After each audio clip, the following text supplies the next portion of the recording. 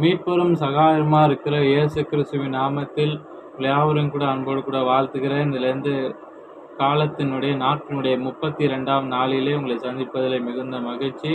32ஆம் நாளிற்குரிய வார்த்தை வழி தவறாதே. இதனுடைய ஆதார வசனம் மார்க் 13ஆம் அதிகாரம் 1 முதல் 8 வசனங்களை நான் வாசிக்க விரும்புகிறேன். அவர் தேவாலயத்தை விட்டு புறப்படும் போது அவருடைய சீஷர்கள் ஒருவன் அவரை நோக்கி, போதகரே, இதோ இந்த கல்லுக்கள் எப்படிப்பட்டது, இந்த கட்டடங்கள் எப்படிப்பட்டது பாரும் என்றான். இயேசு அவனுக்கு பிரதியுத்தரமாக, இந்த பெரிய கட்டடங்களை காண்கிறாயே, ஒரு கல்லின் மேல் ஒரு கல் இராதபடிக்கு எல்லாம் இடிக்கப்பட்டு போகும் என்றார்.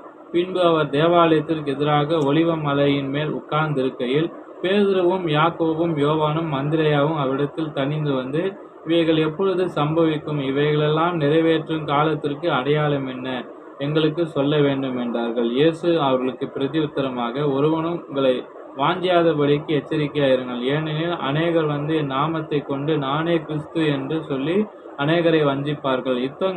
யுத்தங்களின் செய்திகளையும் கேள்விப்படும் போது கலங்காதேயுங்கள். இவைகள் சம்பவிக்க வேண்டியதே, ஆளும் முடிவு உடனே வராது.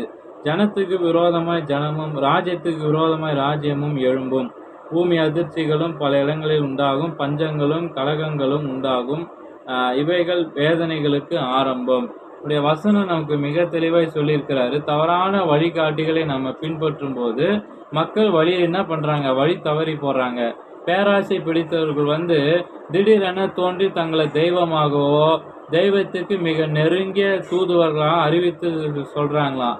இயேசு கிறிஸ்து அப்படிப்பட்டவர்களை குறித்து வசனம் 5:6 என்ன சொல்றாரு, இயேசு கிறிஸ்துவிடம் வழி நடத்தாதவர்கள் ஏற்கனவே வழி தவறியவர்கள் அப்படின்னு சொல்றோமோ. தேவாலயம் இடிக்கப்படும் அப்படி தீர்க்க தரிசனம் உலகம் முடிவுற்றும் என்பது தெளிவாக்கப்பட்டிருக்கிறது. இந்த அதிகாரத்துல உலகம் முடிவுற்றும் கடைசி நாளில் நம்ம எப்படி நடந்து கொள்ள வேண்டும் சொல்லி இயேசு கிறிஸ்து போதிக்கிறாராம்.